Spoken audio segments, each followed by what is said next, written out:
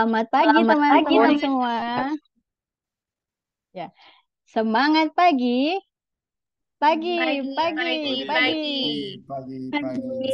Ya, coba nih Miss Fadia mau lihat dulu mana nih wajah teman-teman semua. Coba di on-kan dulu kameranya supaya kita bisa melihat. Coba Miss Fadia mau dengar dulu nih suaranya teman-teman dari EduCourse. Mana EduCourse? Kita semangat pagi dulu ya. Semangat pagi, pagi, Pagi, pagi. pagi, pagi, pagi. Pagi, luar biasa. Oke. Dan di sini bersama Miss Rifda juga dari Halovina. Ada teman-teman dari Halovina. Boleh Pagi, dinyalakan pagi, mic-nya. pagi. Iya. Semangat pagi, teman-teman Halovina. Pagi. Pagi, Pagi. pagi, pagi. Pagi, Oke. pagi. Dan selanjutnya teman-teman dari Cihal. Boleh dinyalakan mic-nya. Semangat pagi. Pagi, Pagi, pagi, pagi, pagi. pagi. Ya, terima kasih teman-teman. Hari ini kita kedatangan tamu spesial pada expert talk kita hari ini karena beliau langsung hadir dari Stockholm, Swedia. Nih, hari ini ya, Miss Aidila Pradini. Selamat pagi, Miss Aidila. Halo semua, selamat pagi. Ya, semoga sehat ya, Miss, saat ini keadaannya. Alhamdulillah. Ya, Alhamdulillah. Hmm, Ya, hmm. baik. Izin memperkenalkan dulu, Miss. Ini teman-teman kita hari ini ada dari tiga mitra, yaitu dari EduCourse, kemudian Halovina, dan Cihal Teknologi.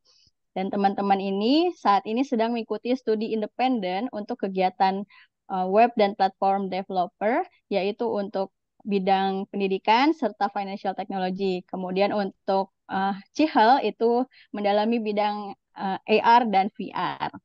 Nah, teman-teman, Miss Aidila ini saat ini sedang menggeluti bidang teknik telekomunikasi ya, Miss, untuk Ya, betul. testbed 6G developer. Jadi di sini hari ini kita akan melihat bagaimana perkembangan research untuk dapat diterapkan di industri. Jadi tentunya bidang telekomunikasi ini yang sangat berkaitan erat ya dengan bidang teman-teman di bidang developer untuk web dan platform dan bagaimana untuk perkembangannya di dunia khususnya di Indonesia. Jadi untuk arah industri ke depannya di bidang telekomunikasi ini sangat mempengaruhi dengan bidang teman-teman saat ini. Dan tentunya kita juga akan melihat bagaimana skill-skill yang dibutuhkan serta bagaimana peluang dan tantangan yang ada di bidang telekomunikasi ini dan erat kaitannya dengan teknologi. Ya, baik. Di sini Miss Aidila sudah hadir dan kami persilakan untuk dapat menyampaikan. Nah, sebelumnya izinkan saya untuk menyampaikan mengenai Miss Aidila, CV-nya beliau.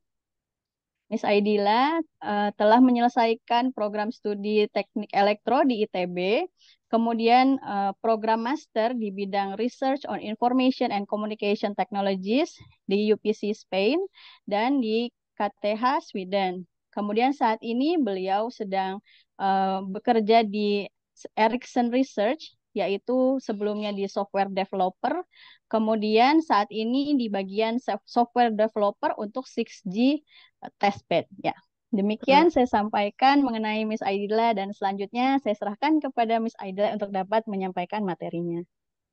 Oke, terima kasih Miss Fadia. Saya coba share screen dulu ya.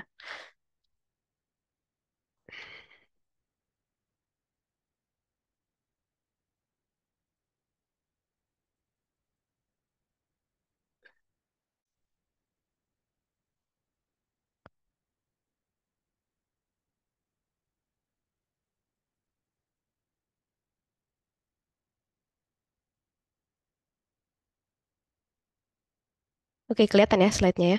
Ya, sudah terlihat, Miss. Oke, ya. Terima kasih kesempatannya hari ini. Langsung mulai aja nih ya. Saya mau memperkenalkan sedikit hari ini, menyampaikan tentang bagaimana proses kita berangkat dari research project menuju sebuah produk. Tapi sebelum saya mulai ya, saya mau sedikit menggarisbawahi bahwa yang akan saya sampaikan ini sangat spesifik untuk industri telekomunikasi karena bagaimana mengubah research ke produk itu sangat industri spesifik ya. Jadi nanti kalau kita bicara misalkan bikin obat atau apa ya, produk lain yang langsung targetnya ke user, pasti akan berbeda prosesnya. Jadi hari ini saya akan sampaikan sesuai dengan bidang dan pengalaman saya aja ya. Oke. Kemudian sedikit perkenalan. Tadi Ibu Miss Fadia juga sudah sebut background saya ini, ya nama saya Aidila. Background saya ini teknik elektro. Dulu kuliah di ITB, kemudian lulus kuliah langsung S2 di double degree di Spain dan di Sweden. Selama saya master itu tesisnya saya sempat jadi intern di Ericsson Research. Itu pertama kali saya uh, semacam di hire ya sama Ericsson. Kemudian setelah lulus saya dapat kerja sebagai software developer di salah satu produk lainnya Ericsson, namanya baseband. Itu sebenarnya satu komponen dari 4G ya waktu itu ya. Kemudian setelah 4G rilis ya, saya mulai kerjakan 5G juga. Kemudian saya sempat pindah ke produk lain-lain yang lebih berkaitan dengan cloud products untuk 5G juga. Terus kemudian tahun 2022 sampai sekarang saya tetap bekerja sebagai developer, tapi bukan untuk produk lain. Ini untuk testbed ya istilahnya, untuk 6G testbed.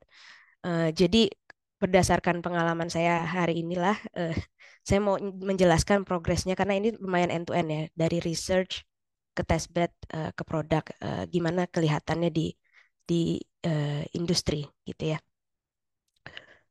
Oke. Kira-kira begini yang mau saya sampaikan hari ini. Pertama, saya mau kasih kayak background, overview dulu tentang industri telekomunikasi, kemudian tentang Ericsson sebagai company. Karena lagi-lagi saya bilang ini sangat spesifik ya. Jadi yang apa yang akan saya sampaikan spesifik di industri ini dan mungkin juga spesifik di company ini. Nanti setiap company itu prosesnya pasti bakal berbeda. Gimana mereka menghandle research projectnya dan gimana mereka uh, mengembangkan produknya gitu ya. Kemudian saya akan cerita gimana perjalanan sebuah riset dari awal dikerjakan sampai terus step by step sampai dirilis dan sampai ke end user gitu ya. Kemudian setelah itu saya akan apa ya, kasih sedikit pendapat aja sih, takeaways tentang apa yang saya lihat di industri dan mudah-mudahan relevan untuk teman-teman sekalian. Oke, begitu ya. Saya mulai aja. Pertama, sedikit overview ya tentang industri telekomunikasi. Oke, jadi produk yang saya kerjakan itu mobile networks, jaringan seluler ya. Teman-teman di sini mungkin agak lebih muda dari saya ya, tapi zaman dulu tuh by the way handphone tuh nggak ada internetnya. Jadi kalau misalnya teman-teman ingat, kalau waktu saya sekolah tuh handphone cuma bisa telepon sama SMS aja ya kan. Itu tuh eranya 2G. Kemudian mulai nambah canggih, kita punya 3G mobile broadband sekitar awal tahun 2000-an ya. Itu juga pas awal-awal saya punya handphone juga beberapa tahun kemudian baru mulai ada internetnya gitu kan.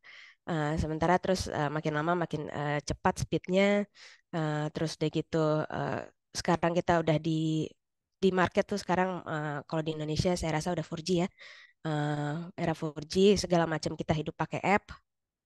Mungkin sebagian teman-teman juga udah banyak yang pakai 5G. Eh, itu baru komersial mungkin beberapa tahun yang lalu ya. Kemudian sekarang itu 6G sedang di apa ya, dirumuskan teknologinya. Belum ada di market, belum ada standarnya, tapi udah mulai dirumuskan. Jadi eh, produk ini itu sebenarnya kalau teman-teman ingat ini tuh jadi key enabler ya untuk segala macam tech yang kita punya sekarang gitu. Eh, Kemudian sedikit overview ya tentang industrinya. Kalau teman-teman punya handphone, eh, terus langganan paket ke operator misalkan, apa Telkomsel gitu ya. Jadi di sini tuh ada beberapa aktor di industri ini. Pertama ya end users, ya kita lah ya yang punya handphone.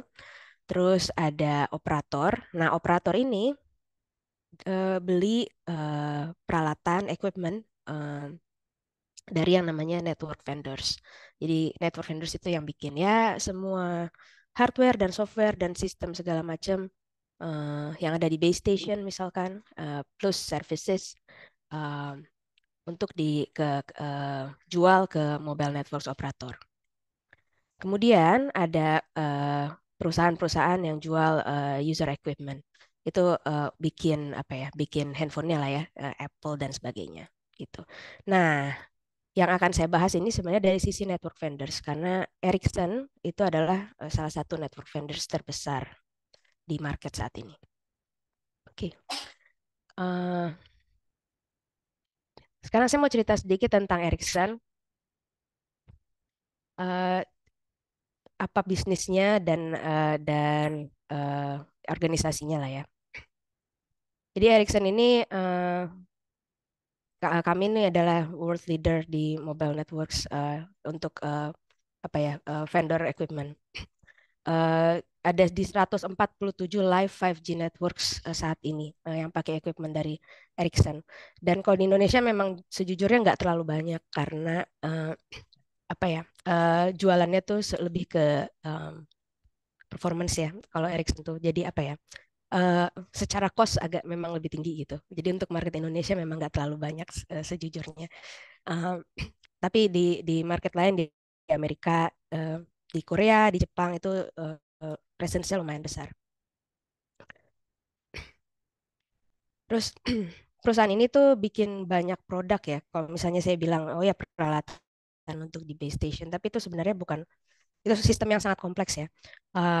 Itu ada radionya di situ, terus ada hardware yang di dalamnya tuh untuk fungsinya untuk signal processing. Terus ada softwarenya juga pastinya. Terus ada apa ya APIs komponen-komponen network APIs dan sebagainya. Tapi termasuk juga salah satu offerings-nya tuh business operation dan support system kayak misalnya kayak sistem untuk nge-charge customers dan sebagainya gitu.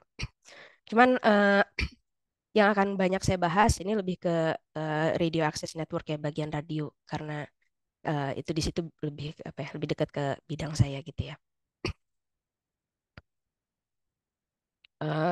Kemudian untuk perusahaan ini tuh kita worldwide ya multinasional. Di Indonesia juga ada kantornya di Pondok Indah.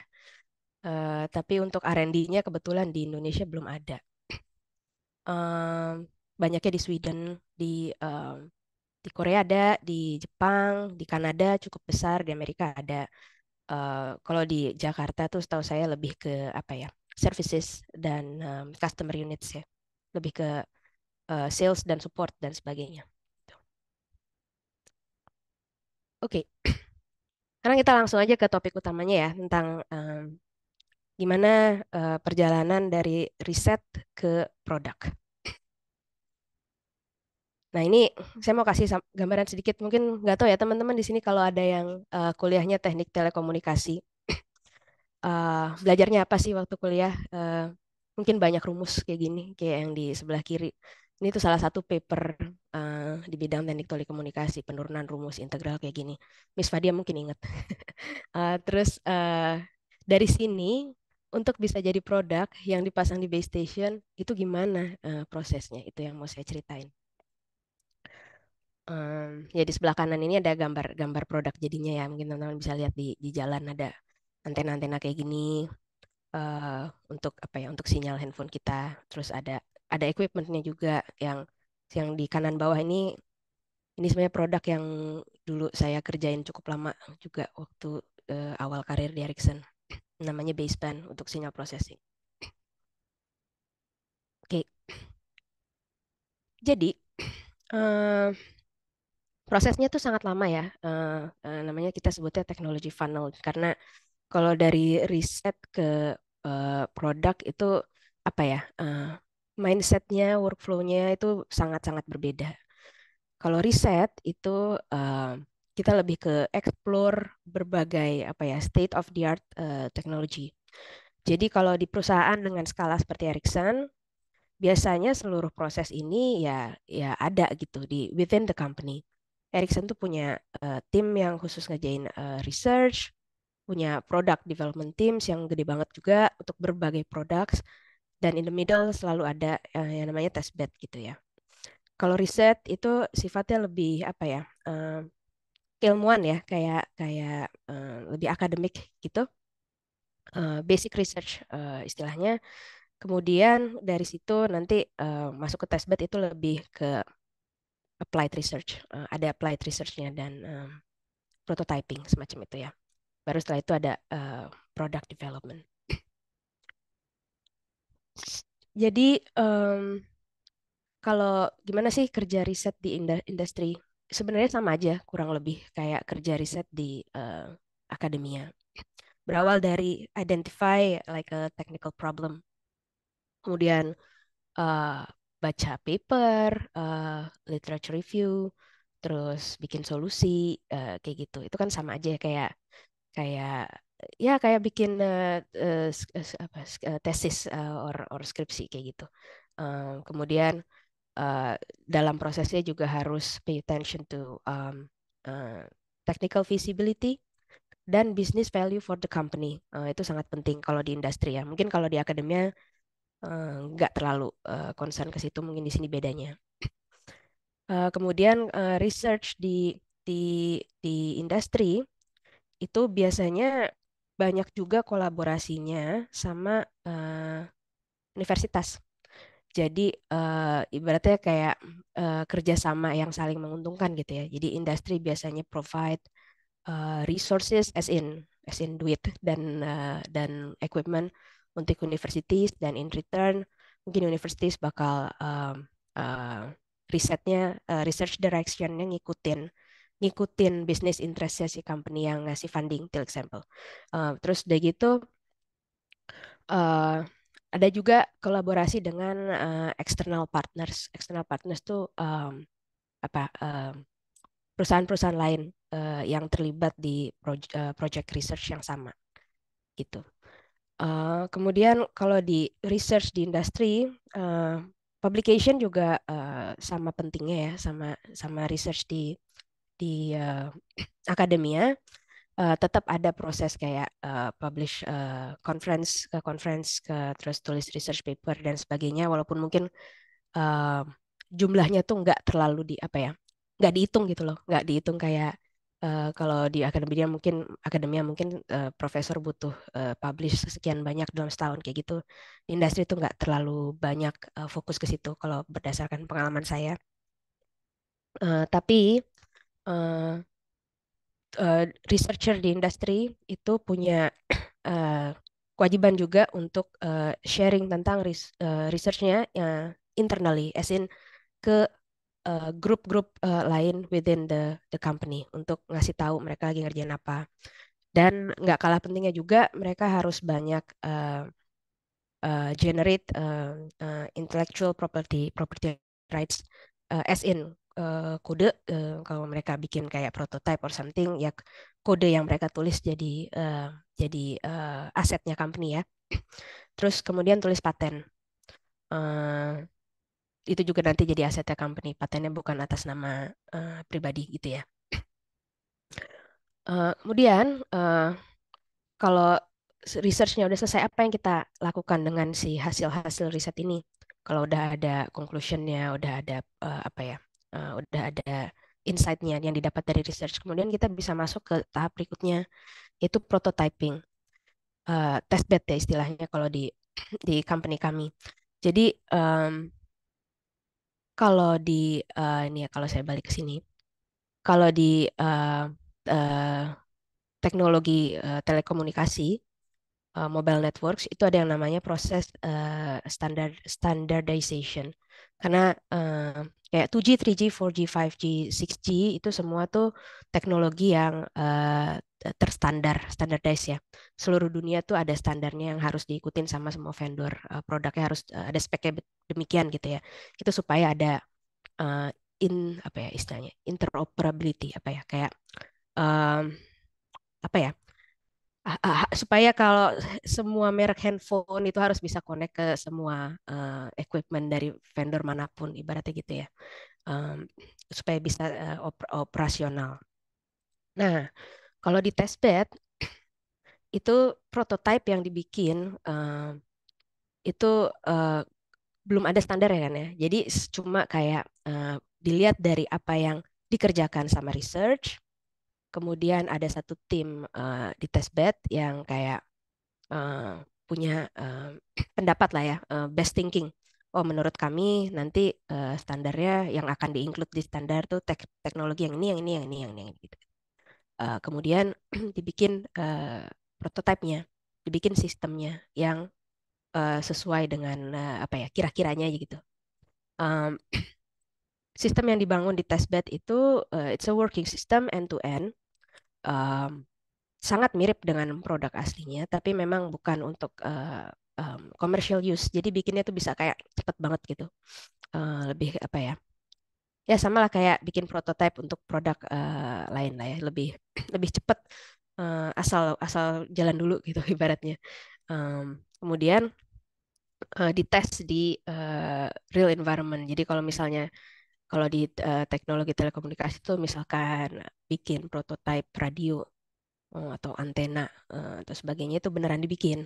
Kemudian beneran dipasang di atas gedung. Kemudian beneran ada mobil yang jalan gitu dengan bawa bawa prototipenya, terus ngukur-ngukur sinyalnya lah, ngukur-ngukur apa kayak gitu.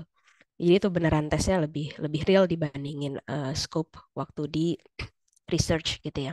Soalnya kalau di research itu lebih banyak apa ya simulasi kayak gitu, banyak asumsinya. Di sini tuh lebih realistis, so to speak. Kemudian di testbed di industri itu biasanya sama kayak research banyak sekali kolaborasinya, termasuk dengan customers. Jadi beberapa mobile networks, misalkan di Amerika kayak AT&T gitu, mereka mereka tertarik untuk nyobain si testbed system ini langsung di di network mereka, beneran dipasang di base station mereka, sebeneran apa ya, beneran customer mereka bisa connect langsung ke 6G misalkan, walaupun belum ada sebenarnya 6G, tapi itu karena mereka pakai testbed. Jadi kolaborasi dengan customer ini sangat penting untuk kedua belah pihak gitu. Jadi kalau untuk vendornya yang ngerjain testbednya, kita bisa dapat apa ya feedback, bisa dapat data, terus apa ya lebih kayak mengidentifikasi problems with the technology lebih cepat gitu. Kalau kita udah bisa langsung ngetes di real customer networks. Sementara buat si customer sendiri ini juga menguntungkan karena mereka jadi nanti pas 6G-nya keluar beneran misalkan, mereka lebih cepat adaptasinya. Kemudian buat marketing mereka juga bagus banget gitu. Nanti mereka bisa kayak publish press release kita bilang ya AT&T udah trial 6G di kota mana di Amerika gitu. Itu ini apa ya simbiosis yang mutualisme gitu antara customer dengan vendor, even di tahap testbed ini. Kemudian ada juga kolaborasi dengan kayak company lain, eksternal vendor gitu ya. Ibaratnya misalkan apa ya? Misalkan di dalam sistem testbednya kita butuh komponen hardware yang di Ericsson nggak bisa bikin sendiri, kemudian dibikinin sama company lain, itu tuh banyak yang kayak gitu. Jadi apa ya, dalam menyiapkan sistemnya itu juga kerjasama antar beberapa company. Jadi Ericsson tuh nggak sendirian. Jadi kalau kerja di testbed itu banyak banget meeting sama company-company lain, vendor-vendor Nvidia, let's say, or apalah yang bikin servernya dan sebagainya. Kemudian, nah dari selain dari trial, salah satu fungsi penting dari testbed dalam proses ini itu untuk run demo, demo dan jadi Ericsson bakal kayak pergi ke conference yang besar, kemudian bawa sistemnya, kemudian jelasin, oh ini loh yang lagi kita kerjain untuk 6G. Jadi kalau teman-teman pernah dengar salah satu conference terbesar untuk industri telekomunikasi itu namanya Mobile World Congress, setiap tahun ada di Barcelona. Itu tuh penting banget buat project testbed. Jadi kita harus setiap tahun harus pergi ke sana dan showcase apa yang lagi kita kerjakan in terms of 6G atau dan dari bagian lain di company juga bakal datang dan menunjukkan apa ya hasil riset dan prototyping yang mereka punya pada saat itu. Nanti di acara-acara itu tuh nanti customer datang, kemudian ngobrol, kemudian tanda tangan kontrak untuk trial dan sebagainya gitu. Ya, jadi kalau buat company-company kayak gini, yang namanya technology leadership itu it's key gitu ya. Jadi mereka concern banget untuk bisa perceived sebagai apa, bisa dilihat oleh market sebagai leader gitu di teknologi ini gitu. Dan kemudian sama kayak research juga di dalam testbed itu tetap harus kolaborasi dengan internal, lebih dekat ke produk lain kali ini kolaborasinya kalau testbed karena ya udah lebih dekat apa ya, udah hampir jadi produk gitu yang dikerjakan di testbed. Dan di tahap ini juga tetap ada terus apa ya paten yang baru yang ditulis, terus kayak intellectual property rights-nya juga sangat penting. Jadi kadang kode testbed tuh bisa langsung dibawa aja gitu, jadi baseline, jadi apa ya?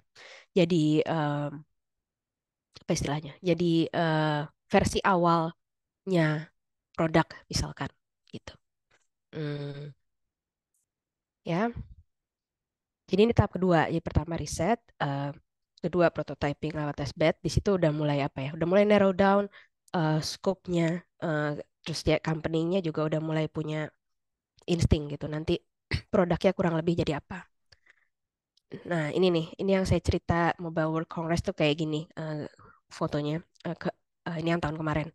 Oh well, tahun ini bulan Februari kemarin. Jadi kayak disinilah kayak semua perusahaan bukan cuma Ericsson tapi kompetitor juga dan banyak perusahaan di luar dari telco industri juga datang ke sini untuk showcase um, hasil riset dan prototype mereka. Gitu.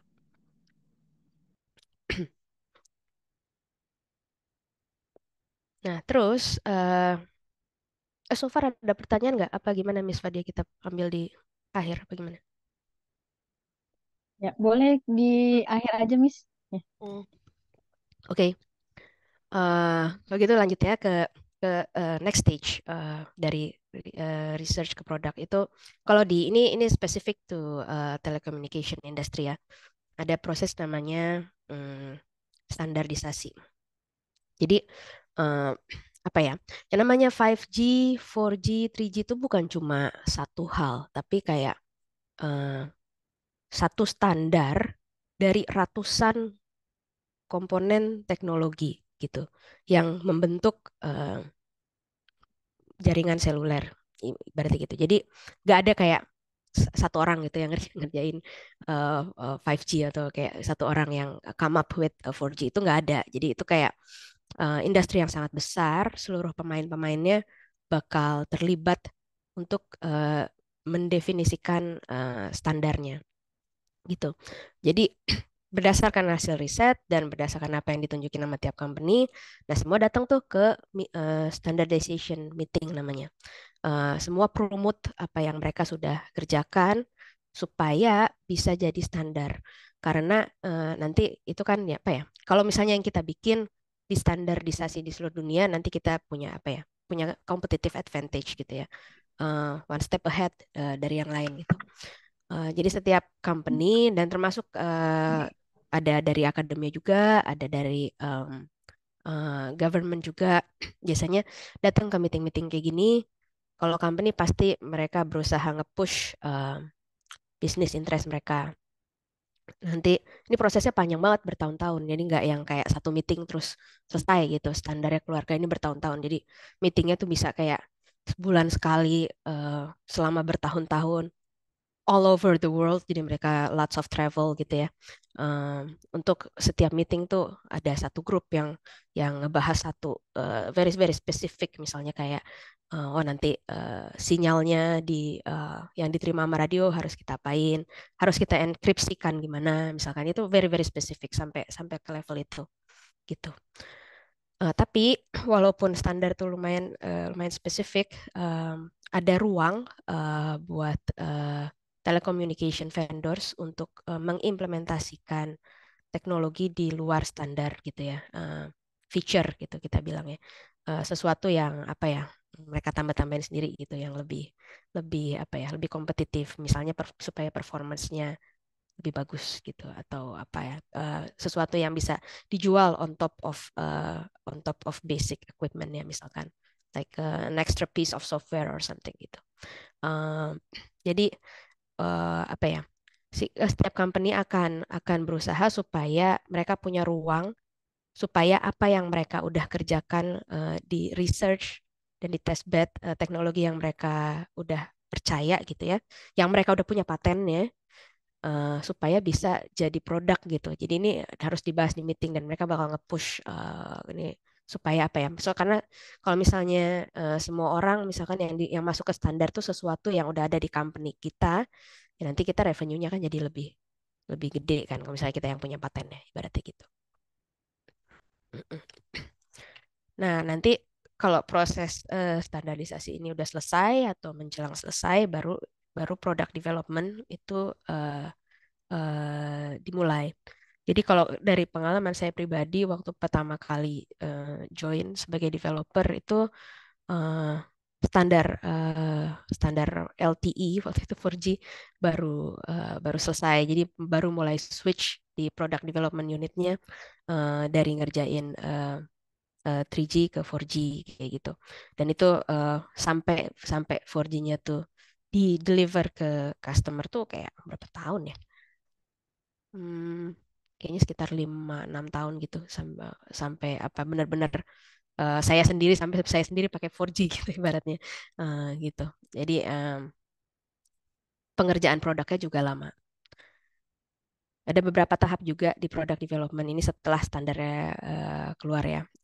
Pertama ya harus bikin just like any other product development, harus ada product manager, sama seperti di tech company lain yang apa ya, bikin skala prioritas mana nih yang harus diimplementasikan duluan.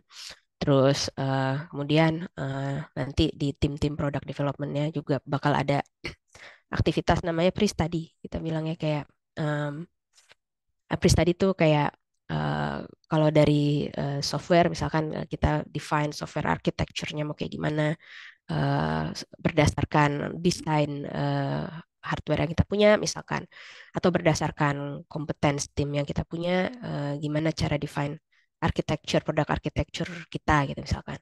Terus gimana nanti konfigurasi produknya, terus nanti berapa lama nih bakal harus dikerjain, estimasi engineering efforts-nya itu di awal pasti kayak gitu dulu.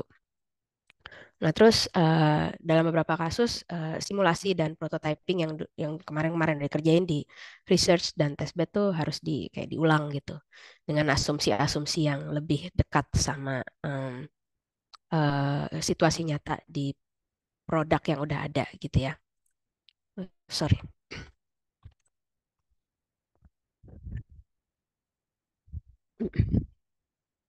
Oke. Kemudian setelah ini apa ya, tahap inkubasi gitu istilahnya, tahap awal di product development. Setelah itu baru ada produknya lebih mature. Nah ini baru nih kita beneran kerjain, ini baru kita coding istilahnya gitu. Dan ini kalau di tahap ini sebenarnya udah sama aja kayak kayak any other project ya, software project gitu. Jadi samalah ada apa ya, user stories, ada testing, end-to-end testing, terus ada security assessment, ada kalau kita pakai open source misalkan within the product ada scanningnya. Jadi segala macam apa detail semua diberesin untuk make sure produk kita meet the standard, meet the specification, terus memenuhi juga kriteria security, regulasi, dan sebagainya gitu. Baru setelah itu produknya dirilis customer ke customer, uh, di deliver kalau hardware ya di deliver ke customer, software juga. Terus nanti si customer bakal coba dipasang di network mereka. Terus mungkin mungkin mereka uh, in many cases mereka bingung kayak ini configure gimana. Itu juga harus kita bantuin. Terus kadang-kadang mereka ketemu uh, bug or like trouble. Ini kenapa kenapa uh, throughputnya cuma sekian Mbps gitu, let's say. Itu mereka bakal balik lagi ke kita dan nanti developernya juga bakal bantu troubleshoot, deliver bug, dan sebagainya gitu. Ya jadi gitu ya, prosesnya memang panjang sekali nih. Berapa lama ya? Lama banget sih sebenarnya. Kayak misalkan nih 6G, basic research-nya itu baru mulai tahun 2017, dan basic research itu kayak eh, apa ya? Kayak inovasi di yang bagian apa ya? Lebih teoritisnya itu juga baru 2017. Terus testbed-nya juga baru 6G testbed itu baru sekitar 2 tahun gitu. Eh, Standarisasinya belum ada. Sekarang lagi pada sibuk nih orang-orang pergi ke standardization meeting untuk ngedefine apa yang bakal ada di standar, apa apa bedanya nanti 6G sama 5G. Kalau ditanya kayak gitu, jawabannya saya juga nggak tahu karena belum selesai definisi eh, apa ya, definisi standarnya kayak apa tuh belum selesai. Jadi kita juga belum tahu. Ini sekarang lagi proses meeting-meeting yang saya ceritain tadi. Mungkin sekitar 2-3 tahun lagi baru mulai ada standar, baru mulai ada product development. Dan kalau untuk kapan kapan kita bisa pakai 6G di handphone kita, mungkin paling cepat 2030 kurang lebih. Itu untuk di ini ya, di market yang mungkin kalau di Indonesia nggak segitu, nggak agak lebih delay sedikit lagi biasanya gitu. Di market yang apa ya, early adopter mungkin sekitar 2030 gitu. Mungkin ya, jadi ya kayak hampir lebih dari satu dekade untuk satu standar gitu. Dan dari setiap standar tuh improvementnya pasti ada. Mungkin ada yang kayak kerasa banget kalau kalau pengalaman saya sih kayak 4G sama 3G tuh bedanya kerasa banget ya nggak? Mungkin 5G sama 4G kalau dari segi end user kayak kita mungkin nggak terlalu terasa. Tapi sebenarnya komponennya itu banyak banyak yang ditambahin di standar untuk use case industry. Eh, Kayak gitu. Nanti kalau 6G saya nggak tahu, tapi kalau kalau saya dengar teman-teman tadi um, banyak yang lagi belajar AR VR ya. Eh, Kalau berdasarkan gosip-gosip yang saya dengar ini salah satu use case utama yang mau ditargetin sama 6G.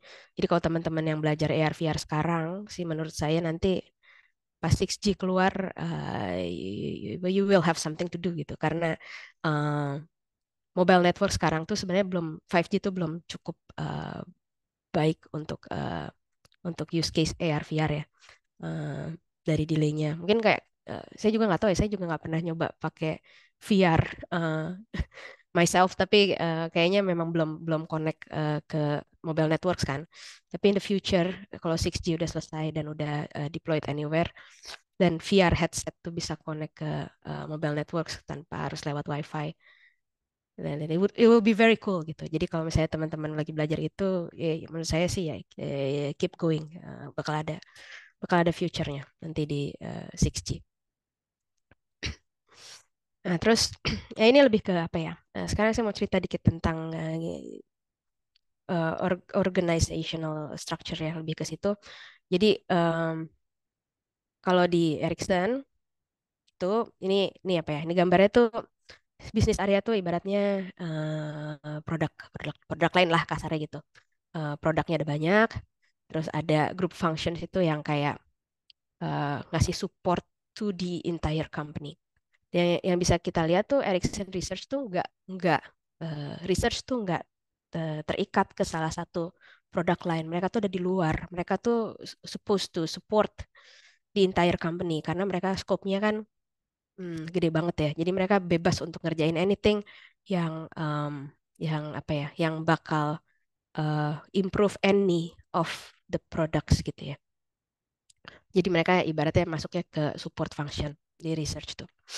Terus tapi nanti di setiap produk lain, di setiap bisnis area tuh bakal ada beberapa unit juga. Nanti biasanya di setiap produk area tuh ada tim yang lebih kayak forward looking. Kita bilangnya systems and technology. Nah, tim testbed itu ada di dalam situ. Itu lebih kayak explore sesuatu yang mungkin baru baru benar-benar di develop mungkin 3-4 tahun lagi or something.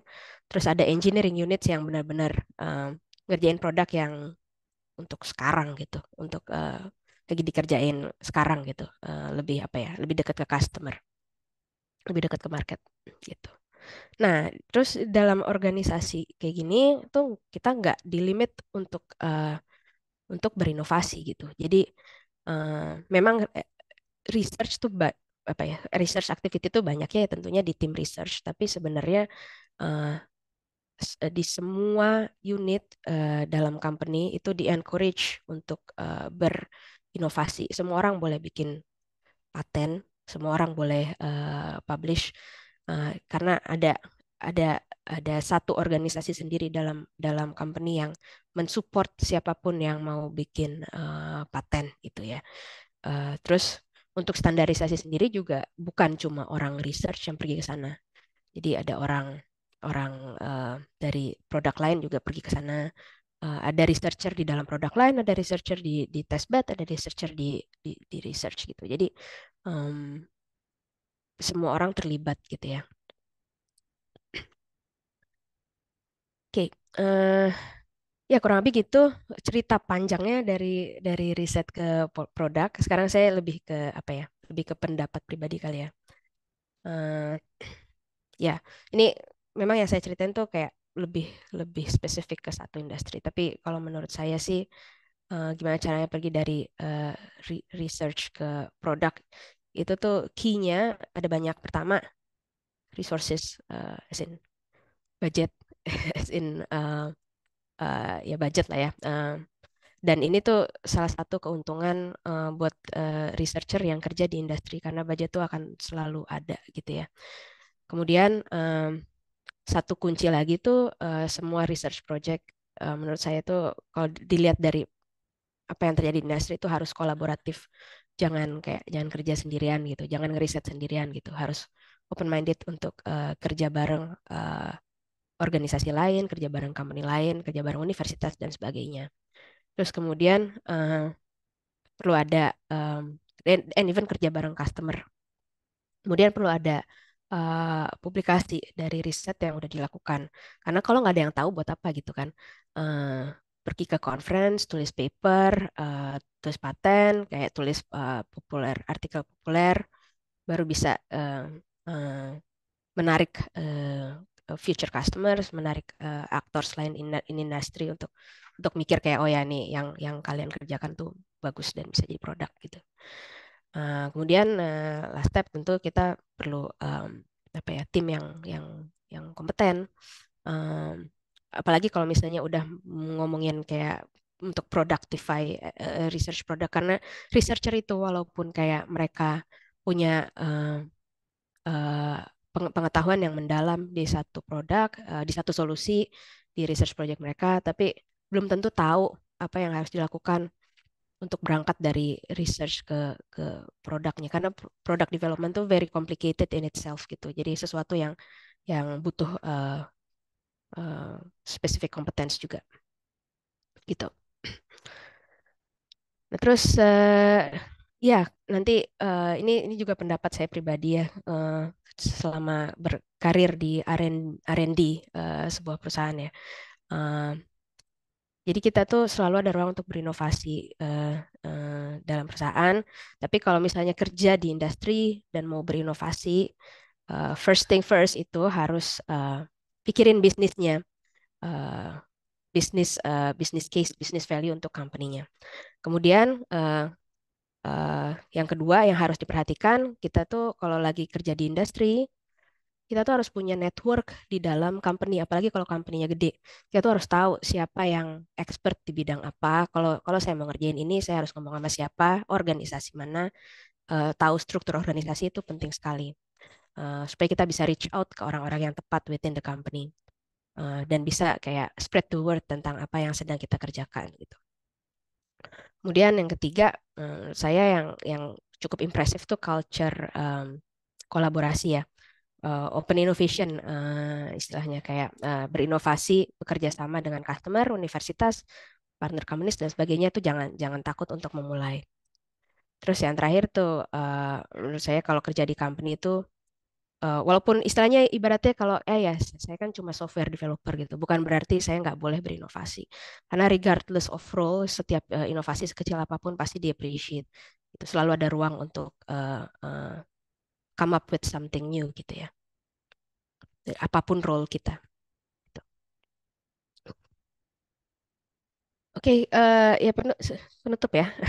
Sebagai penutup ya, jadi tadi saya cerita panjang tentang apa yang setelah dari lab lah ya, apa setelah dari research itu apa yang terjadi sih sampai sampai kita punya produk, sampai kalau di kasus saya sampai those radios are up there, di base station. Apa yang terjadi itu banyak tahapnya, tapi yang paling penting tuh satu bisnis analisisnya, kemudian bikin prototype yang elaborate apa ya, elaborate itu apa ya, detail detail yang sangat realistis gitu ya. Makin lama makin detail, makin lama makin realistis, makin lama asumsinya berkurang kayak gitu.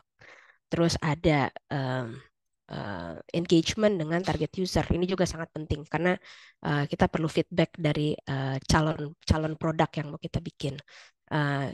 Jadi di sini juga even di produk yang sekompleks ini, bahkan di produk yang apa yang ribet banget kayak gini, itu ada user centered design itu sangat penting.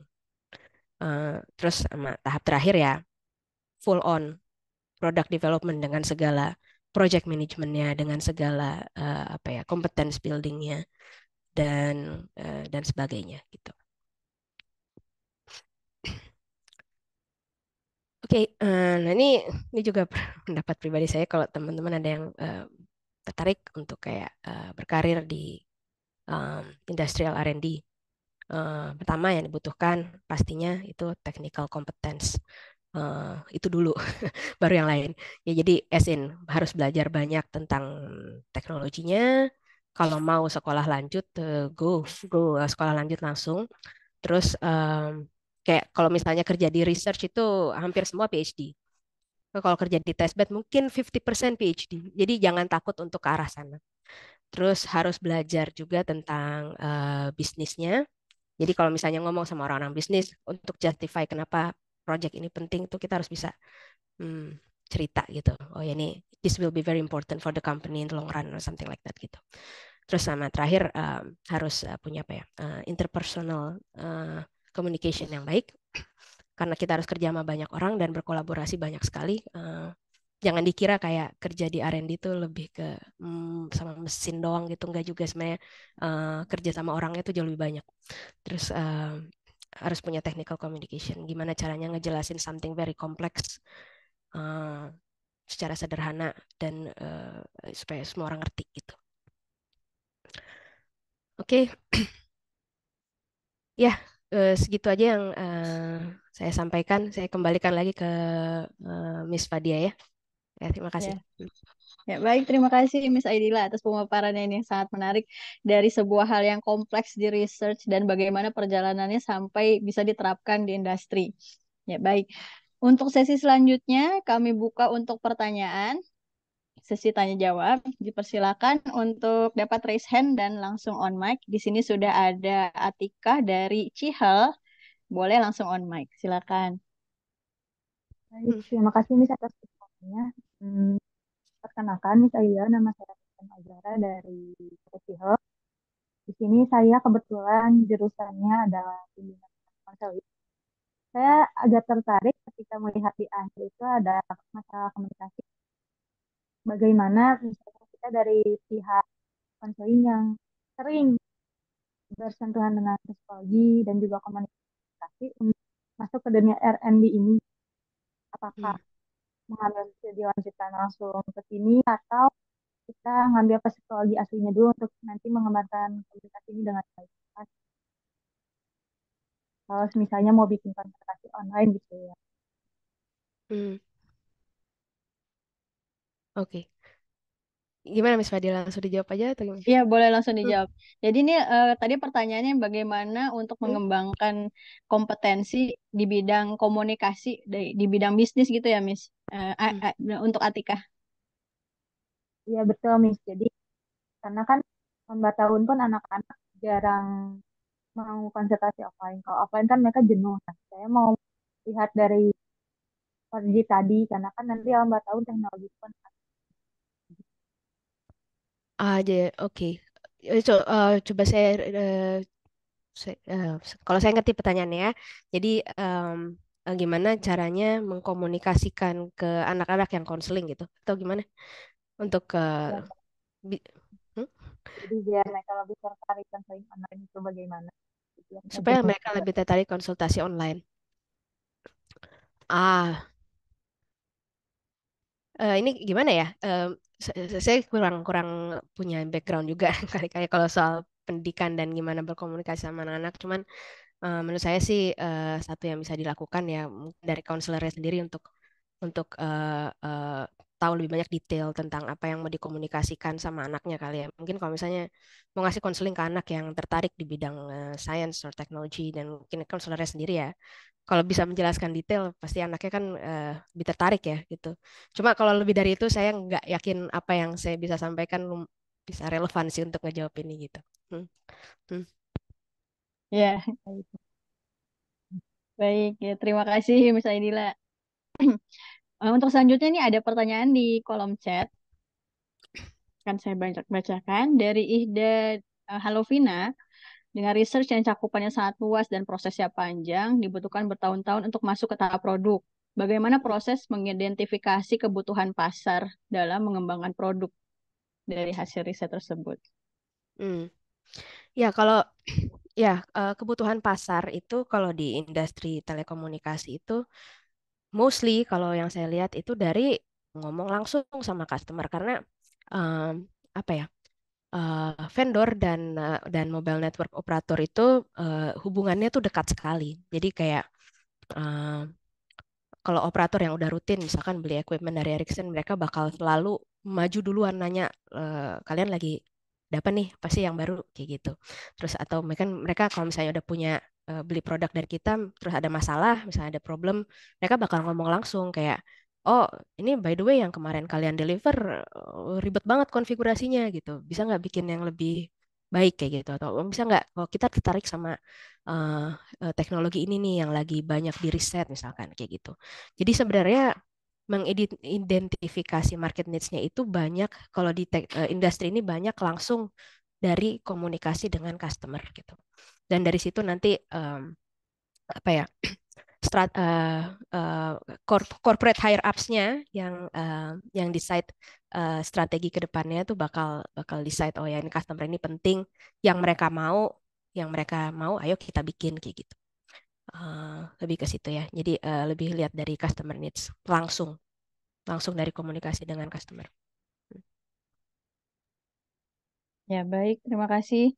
Ini tadi berarti berhubungan dengan user stories ya, Miss ya. Hmm. Jadi Ya.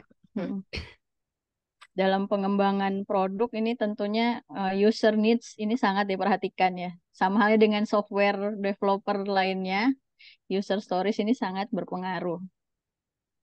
Baik, terima kasih. Kemudian dipersilakan untuk pertanyaan selanjutnya.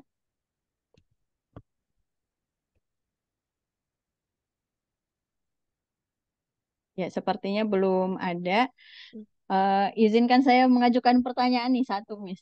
Ini bagaimana proses untuk define product architecture ini di dalam tim? Karena tentunya kan pasti ada banyak orang yang tergabung di sana. Hmm.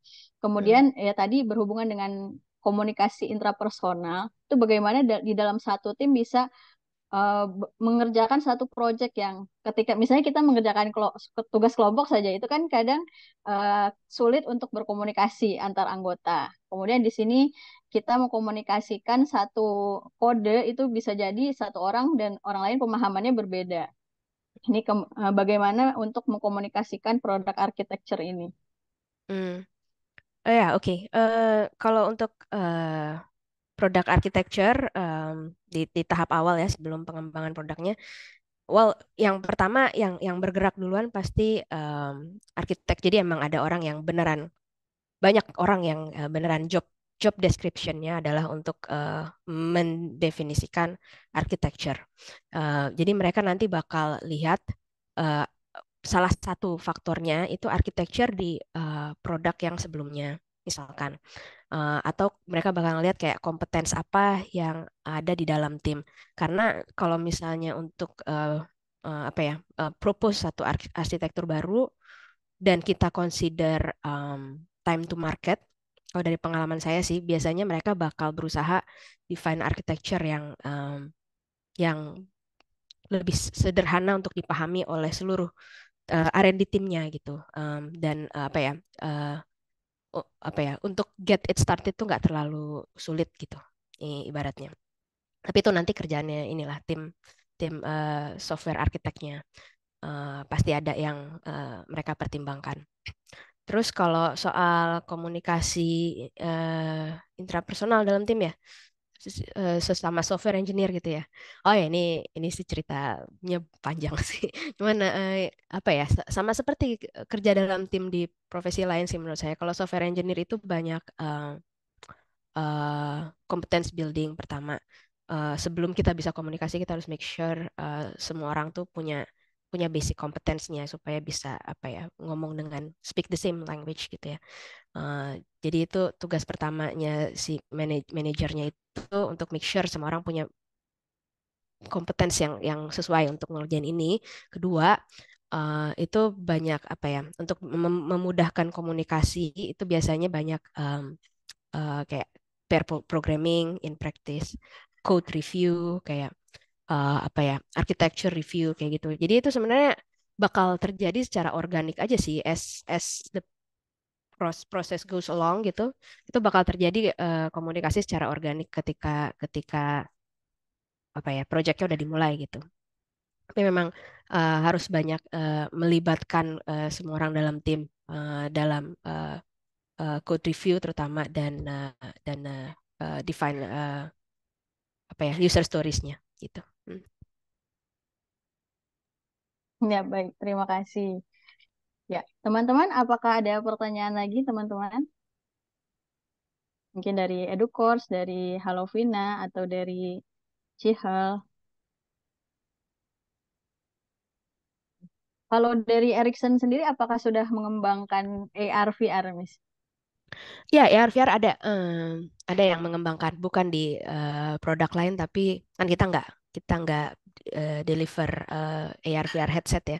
Tapi di research tuh ada sama buat apa ya buat demo tuh banyak yang pakai AR VR untuk demo networks-nya.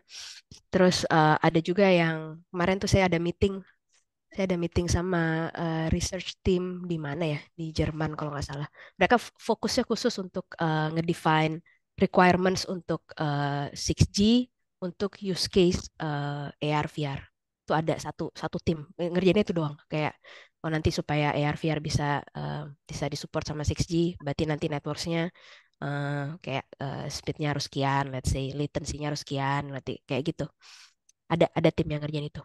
Tapi lebih ke kayak mereka mendefinisikan nanti si 6G-nya harus kayak apa supaya semua orang bisa pakai AR VR di networks-nya kayak gitu. Tapi bukan develop di aplikasi AR VR-nya sendiri ya, nggak di situ kalau Ericsson.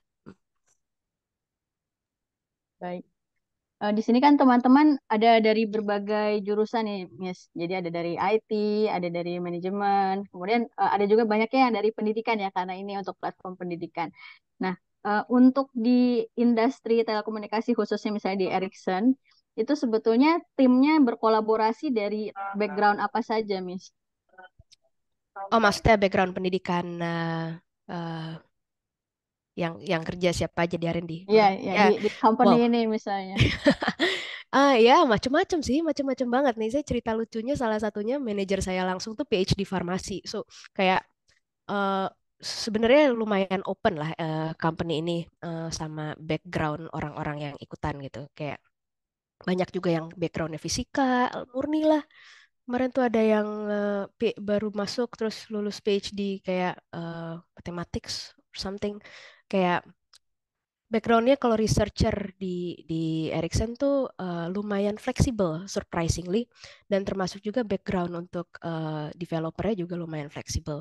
Memang ada requirement kalau untuk R&D itu kemarin pas saya masuk tuh emang harus master minimal, harus master. Tapi master di bidang apa tuh nggak bilang. Kayak jadi kalau untuk jadi R&D sih lebih ke ya kalau kamu bisa belajar, bisa coding, oke join gitu. Kalau untuk project management ya pastinya yang dari bidang manajemen juga banyak ya. Maksudnya yang MBA itu biasanya lebih ke mereka masuk ke corporate corporate strategy gitu, masuknya di dalam company. Ya banyak juga yang kayak gitu. Jadi ini emang emang apa ya besar besar banget sih skalanya dan lumayan open minded company-nya sama background employee-nya. Hmm. Berarti ini interdisciplinary research juga ya sebenarnya Miss ya. Oh ya, iya, iya banget, Ya, iya dari banget. berbagai background ini Yes. mengakomodasi. Ada satu research team juga within the company yang namanya itu user user lab, consumer lab. Itu tuh lebih kayak analisis researchnya itu analisis behavior penggunaan eh, handphone, mobile networks di berbagai market kayak gitu. Itu tuh isinya ya psikologi, ekonomi, kayak lebih ke situ gitu. Kayak untuk bisa apa estimasi oh nanti tahun let's say tahun 2030 ada berapa orang nih yang mau langganan 6G let's say pas mulai ada gitu. Itu tuh banyak orang-orang dari sosial juga yang riset di bidang itu. Wah, menarik sekali ya, Miss. Berarti memang seluruh aspeknya harus diperhatikan ya ini untuk pengembangan sebuah teknologi. Bahkan bukan dari sisi research teknisnya saja, tapi dari consumer behavior-nya juga diperhatikan dari sisi psikologisnya. Ya, baik. Terima kasih ini untuk penutup, mungkin Miss Aidila bisa memberikan kata-kata penutup untuk teman-teman mahasiswa SI, mungkin bagaimana untuk eh, perkembangan Siksi ke depan, penerapannya di Indonesia, atau untuk saran eh, karir di masa depan misalnya. Ya, silakan, Hmm. Miss. Ya, kalau 6G sih menurut saya sih just get ready karena it's coming ke Indonesia juga bakal bakal masuk kok at some point mungkin nggak dalam 10 tahun ke depan mungkin di Indonesia kayak tapi it's coming jadi kalau menurut saya sih nggak ada salahnya untuk belajar sesuatu ya let's say kayak AR VR ini nggak ada salahnya untuk belajar sesuatu yang bakal booming nanti kalau 6G-nya udah masuk. Kemudian kalau apa ya tentang karir ya. Well, karena perspektif saya ini beneran kayak orang R&D gitu ya. Jadi karirnya saya itu memang bukan manajerial. Kalau kalau yang saya bisa kasih saran ya memang untuk yang tertarik di R&D. Paling saya bilang, eh, well jangan takut untuk belajar sesuatu yang baru. Eh, jangan takut untuk belajar sesuatu yang kayak jauh dari event background kuliah kita. Dan jangan takut untuk kayak ngambil sekolah tinggi gitu karena kalau yang saya lihat di Indonesia tuh trennya banyak yang kayak oh kayak S2 buat apa gitu nanti jadi dosen apa sebenarnya itu nggak benar kalau untuk R&D di skala besar kayak gini justru malah kalau nggak S2 nggak bisa dapat gitu posisinya karena requirementnya S2 gitu jadi kayak menurut saya sih kalau emang teman-teman berminat untuk kerja di R&D, apalagi di teknologi yang lumayan state of the art kayak gini, belajar aja jangan jangan jangan takut kenapa-napa gitu. It doesn't hurt to learn anything gitu. Hmm. Baik, terima kasih. Tidak terasa sudah 1 jam 10 menit kita bersama Hmm. dengan Miss Aidila dan Kita sangat mengapresiasi ya Miss Aidina di sana jam 5.30 masih subuh di sana. Terima kasih sudah berbagi ilmunya dengan kita hari ini dengan teman-teman dari EduCourse, Halovina dan Cihal. Izin untuk dokumentasi, teman-teman boleh dinyalakan kameranya. Ya, baik.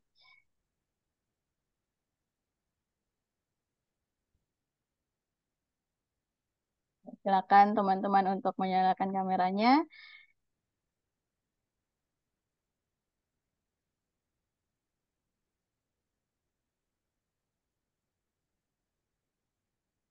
Ya, baik. Oke, 1, 2, 3.